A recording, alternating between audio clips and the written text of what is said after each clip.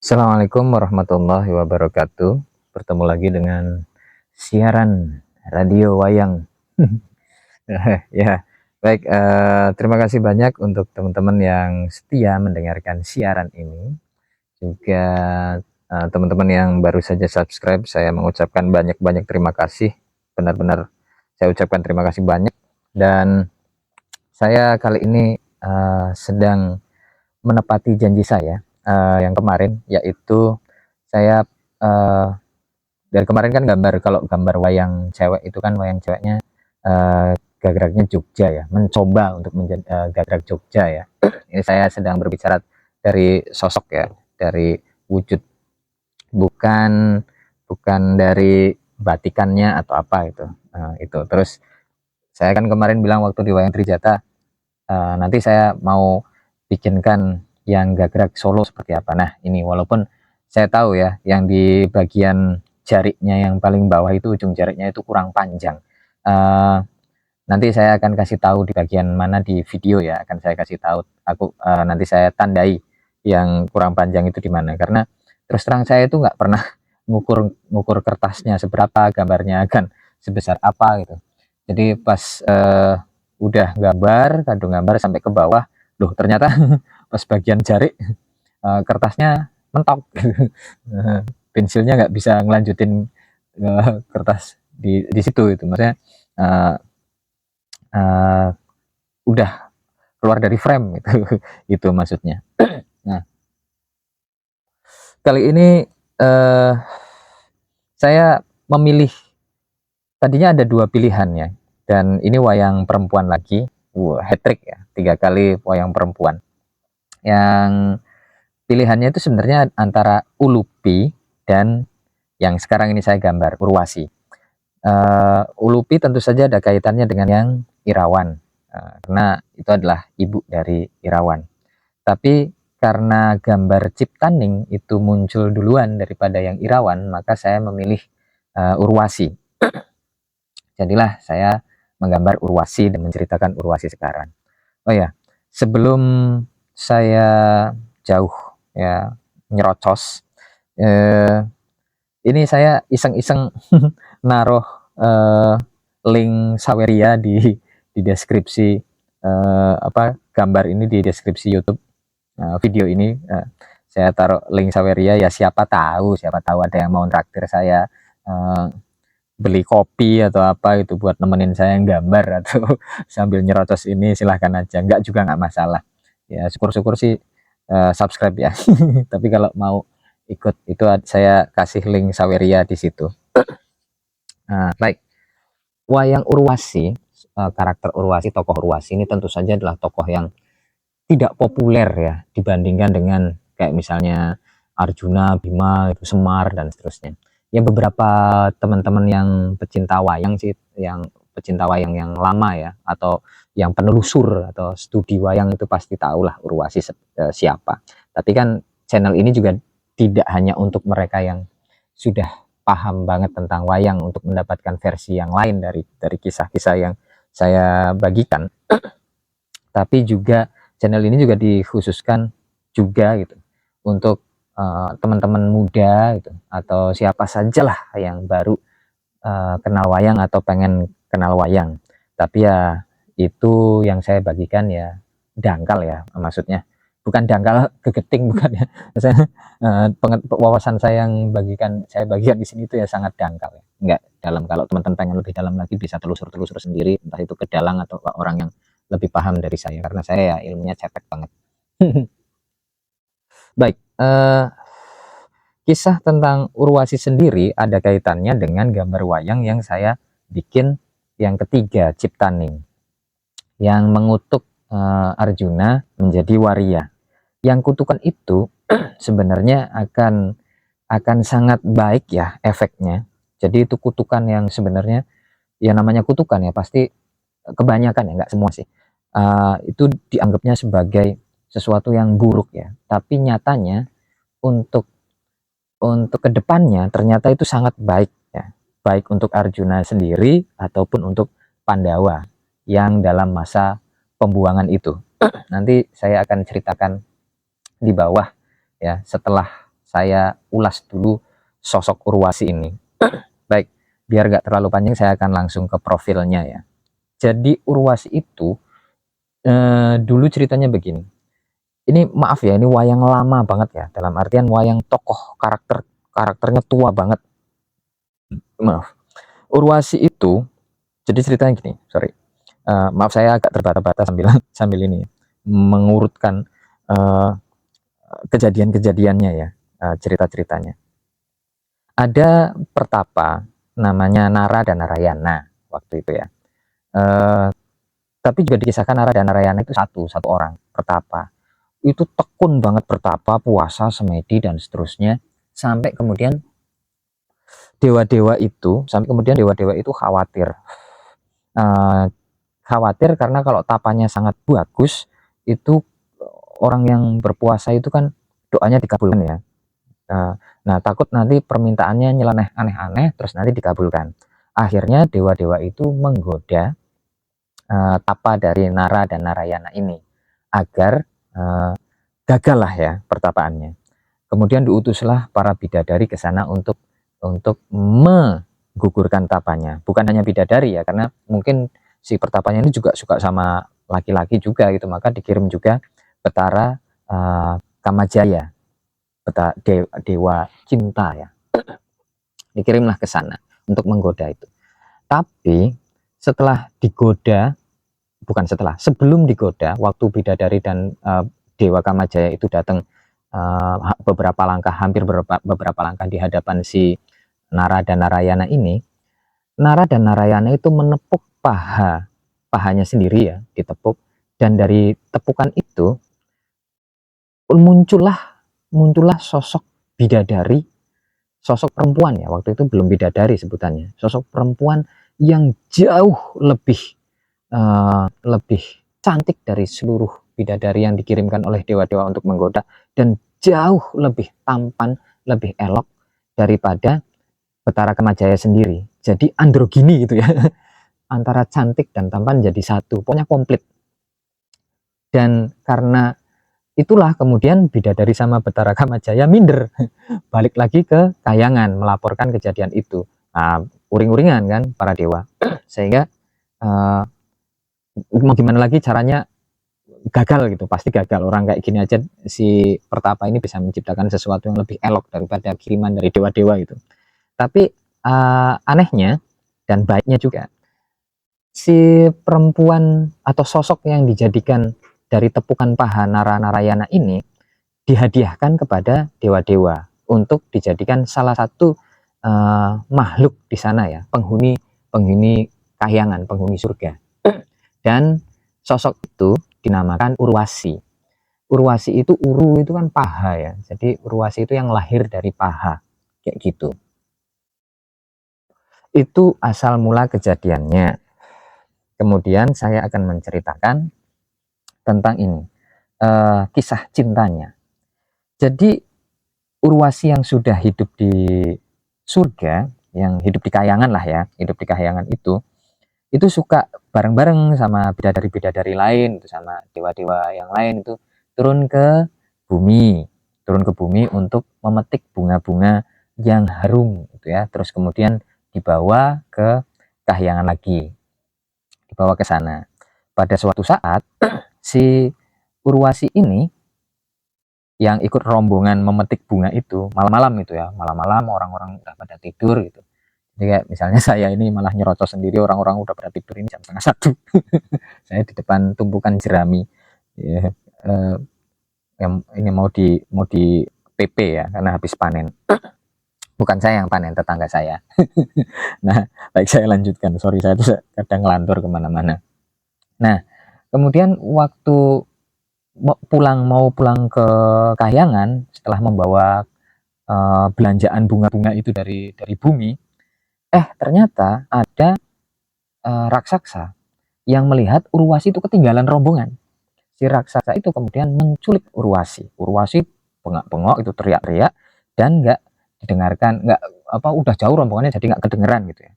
Nah, alhamdulillahnya gitu. Nah, tepat di saat itu ada si Pururawa ya.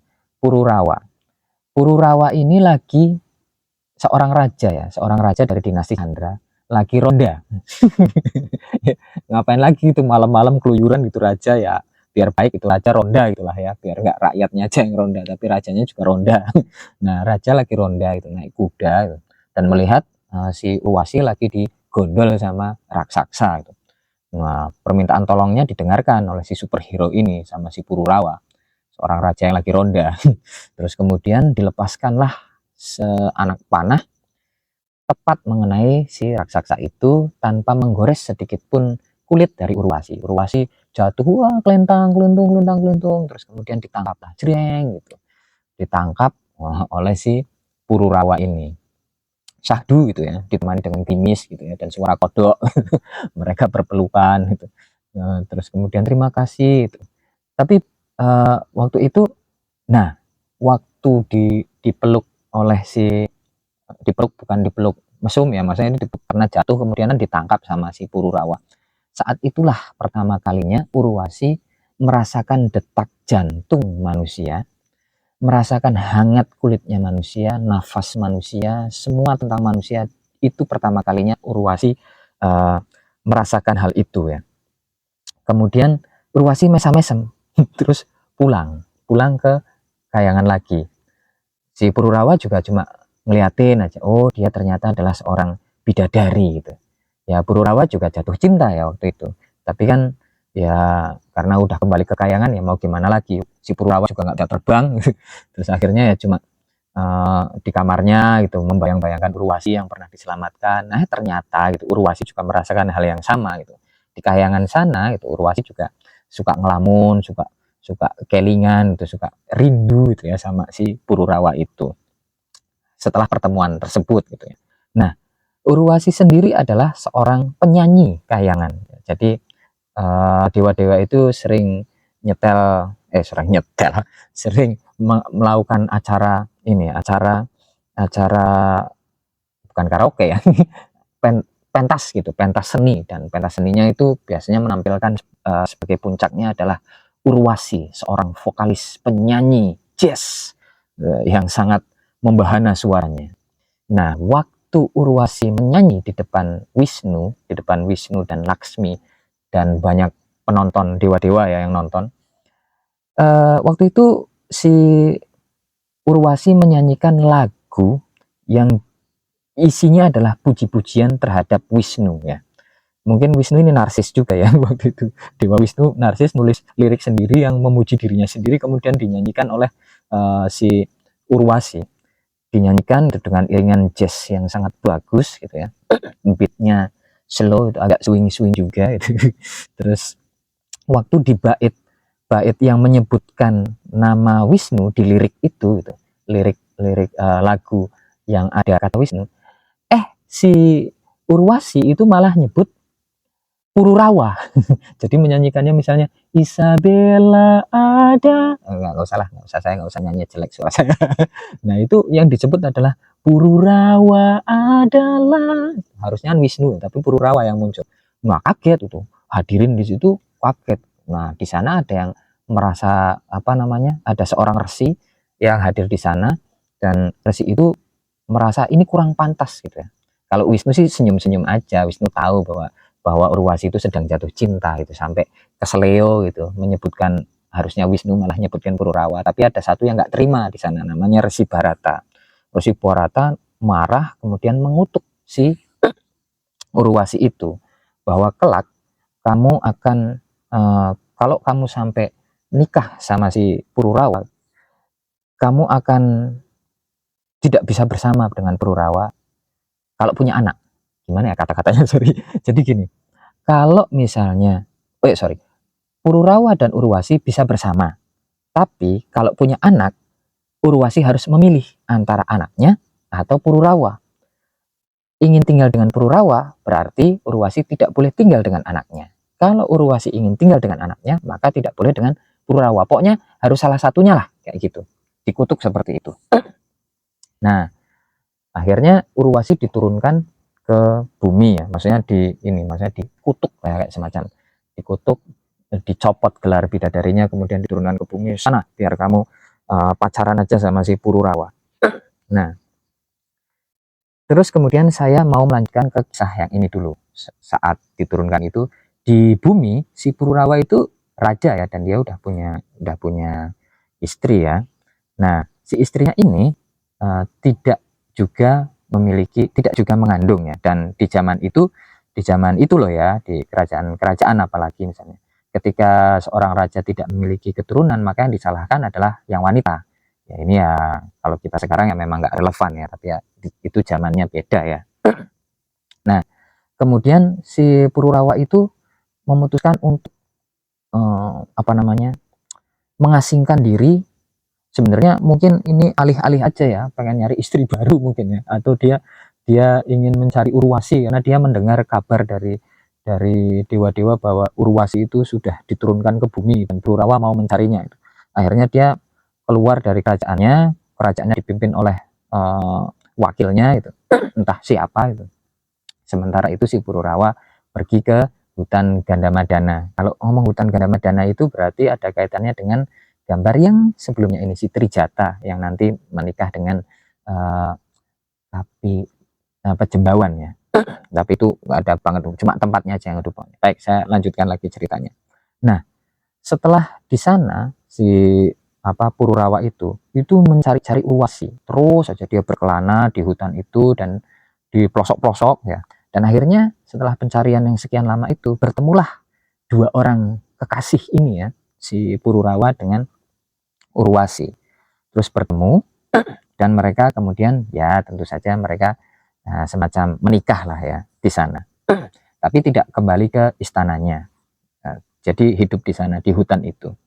Nah, saat itu si Urwasi ini jalan-jalan sama Pururawa, melintasi hutan, naik turun gunung, melewati sungai, cemplung got, pokoknya gitulah jalan-jalan. Hingga pada suatu perjalanan gitu, suatu saat mereka melintas di sungai, si Urwasi dan Pururawa ini.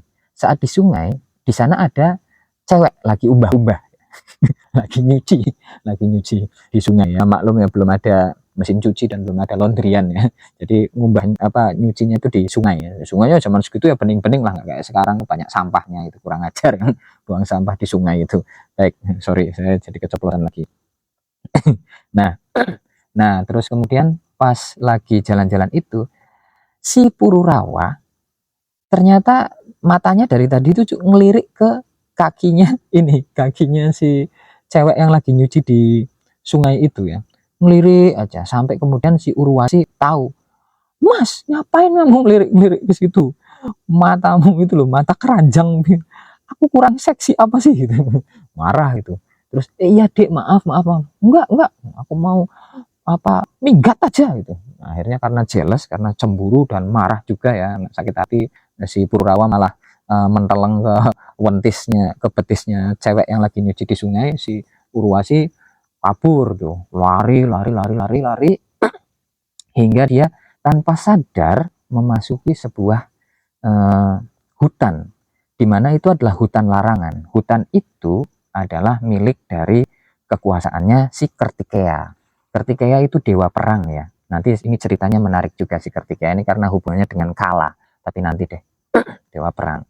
Nah, si Kartikeya, yang mana siapapun yang memasuki hutan larangan itu, hutannya si kekuasaannya si Kartikeya, itu akan jadi batu seketika. Nah, waktu melintas ke sana, otomatis itu Urwasi jadi batu. Dan Kartikeya tahu, didiemin aja itu. Oh, itu Urwasi itu mantan bidadari gitu. Sekarang malah jadi batu, ini ngapain tuh, malah didiemin aja sama si Kartikeya. Pururawa masuk ke sana terus melihat, loh, itu si Urwasi istriku itu udah jadi batu. Wah, nangis, bingung, dan dia nggak bisa masuk ke sana juga itu, karena kalau masuk ke sana ya jadi batu juga gitu. Ini ceritanya logis ya. Kalau cinta nggak logis kan mungkin Pururawa masuk ke hutan itu juga dan sekalian deh jadi batu juga gitu. Tapi dia nggak, cintanya logis egois ya. Ini si Pururawa memohon-mohon kepada Kartikeya agar dibebaskanlah si Urwasi ini, karena sudah sekian purnama nggak ketemu sama Urwasi, dan sekarang ketemu, malah pas ketemu tiba-tiba marah terus jadi batu gitu. Sekarang jadi dimohon-mohon gitu. Nah akhirnya si Kartikeya menerima itu ya, menerima permohonan dari Pururawa, diberikanlah batu permata.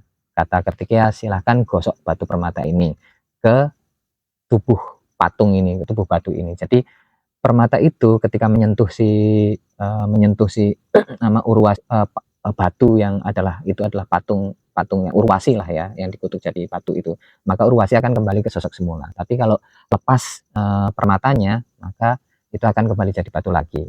Nah akhirnya diberikan keringanan itu, diterima oleh Pururawa, dibawa pulang. Akhirnya biar aman lah, biar nggak kemana-mana, si Pururawa nekat gitu menemui istri tuanya itu, saya lupa namanya siapa ya, dibawa ke kerajaannya bersama Urwasi, dan akhirnya ya mereka diakui. Jadi sekarang si Pururawa punya 2 istri ya.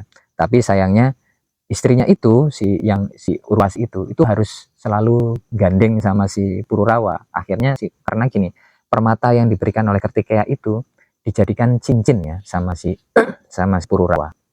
Jadi kalau otomatis kalau Pururawa megang si patung Urwasi itu, Urwasi akan menjelma lagi jadi manusia gitu.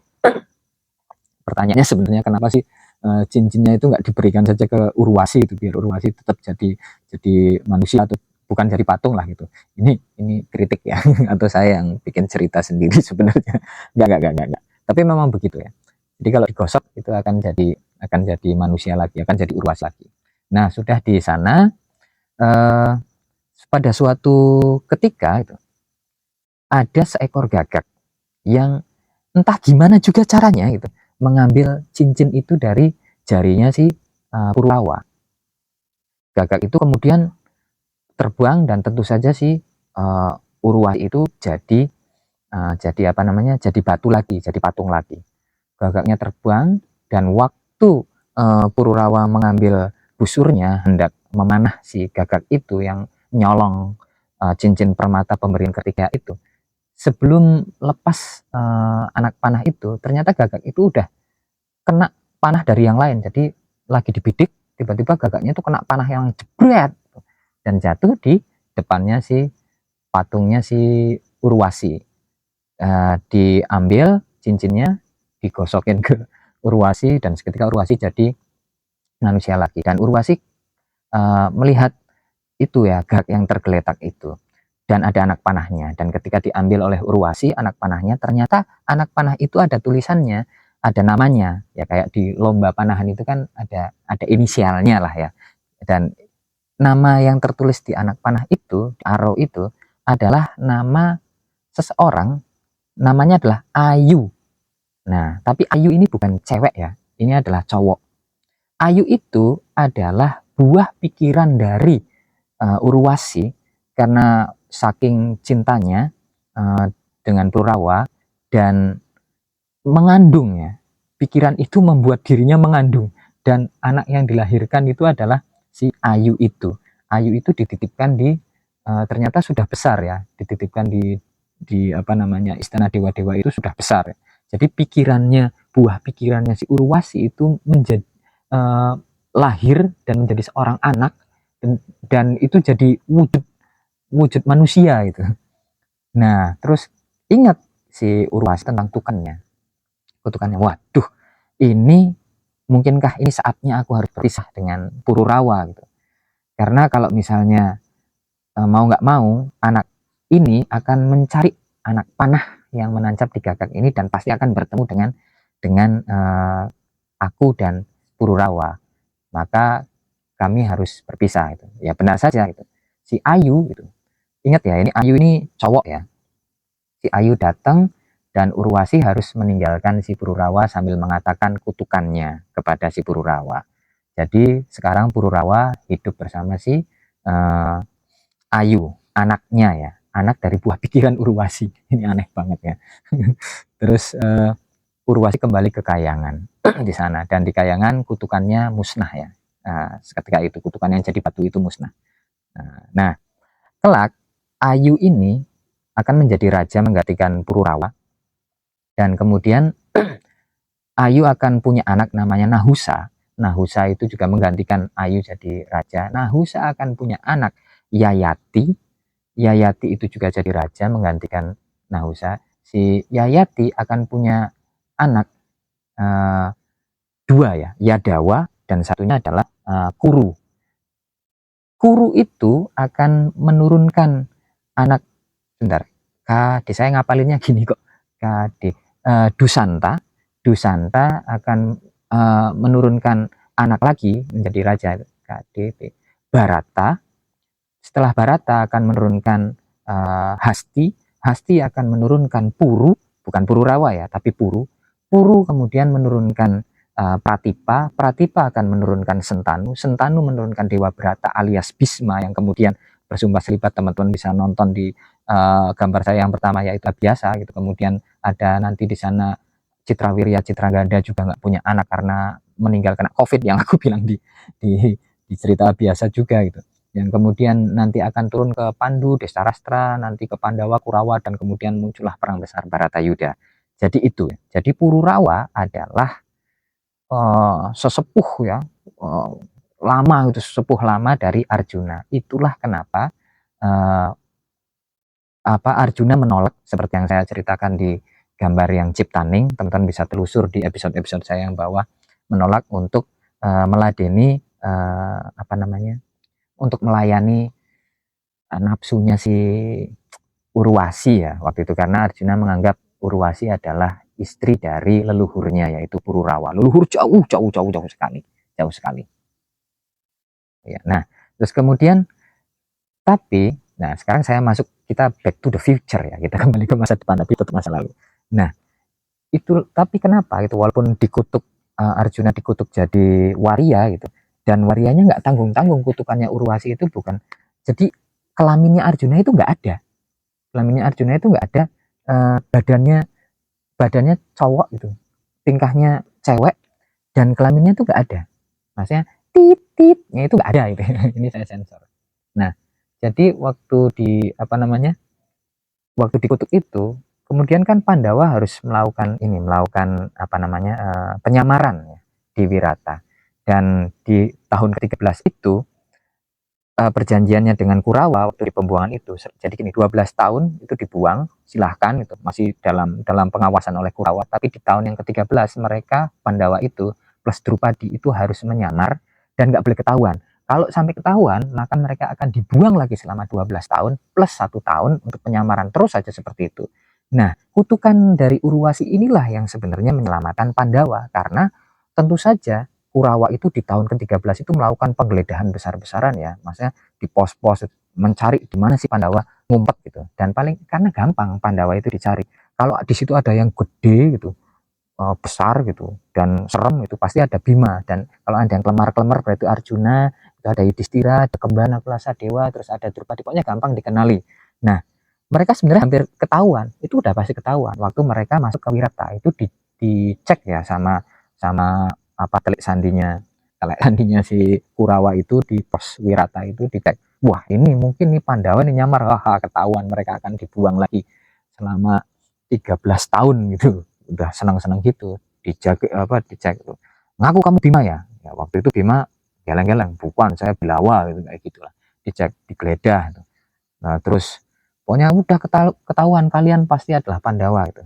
Terus muncullah si Arjuna itu, yang waktu itu sudah dikutuk ya, dan ganti nama menyamar menjadi Wrehatnala. Terus gimana kalau kalian bisa sebut kami adalah Pandawa kalau aku bukan Arjuna gitu. Allah, kamu aku Arjuna, silakan digeledah badan saya itu, maksudnya diraba-raba badan saya, silakan dicek. Kalau Arjuna itu pasti punya titit gitu. Nah terus digeledah itu, ditelanjangi waktu itu si Wrehatnala, dan dengan kemayunya itu ditutup-tutupi kelaminnya yang nggak ada tititnya itu. Nah ternyata Arjuna nggak mungkin kalau nggak ada itunya gitu. Arjuna itu kan suka macam-macam ya kalau sama cewek itu, cerah terus kan nggak mungkin, dan ini kemayu. Nah loloslah mereka di pos itu gitu. Sehingga kemudian penyamaran di tahun ke-13 itu aman di Wirata, dan akan ada cerita selanjutnya dan seterusnya. Jadi begitu ya, sebenarnya kutukan dari Urwasi itu menyelamatkan, kutukan Urwasi ke Arjuna itu menyelamatkan Pandawa keseluruhan dan kemudian menyelamatkan cerita hingga ke perang Baratayuda. Nah, itu ya. Ya, jadi sangat panjang ya, tuh panjang lah kita ya. Udah nggak apa-apa. Begitu deh. Maaf kalau misalnya cerocosan saya ada yang menyinggung teman-teman. Terima kasih banyak sudah, biar nggak kelamaan. Terima kasih banyak sudah mendengarkan dan menyimak. Nah itu ada saya kasih tanda di situ bagian mana yang kurang panjang. Dan silahkan di subscribe. Saya buru-buru, ini sudah dingin banget dan saya ngantuk, tidur. Mudah-mudahan Anda semua dalam keadaan sehat ya, diberikan kebaikan-kebaikan, dimudahkan segala macam urusannya, dilancarkan rezekinya, itu diberikan kebahagiaan dan keselamatan dunia dan akhirat. Sampai ketemu lagi di huruf berikutnya. Ini huruf U. Apa habis S T U V nggak ada ya, W ada ya, ya ada. Sampai ketemu di huruf V, dan silahkan di subscribe.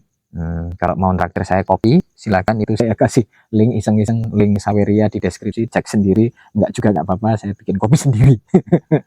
Terima kasih banyak. Saya Alexandra undur diri. Wassalamualaikum warahmatullahi wabarakatuh.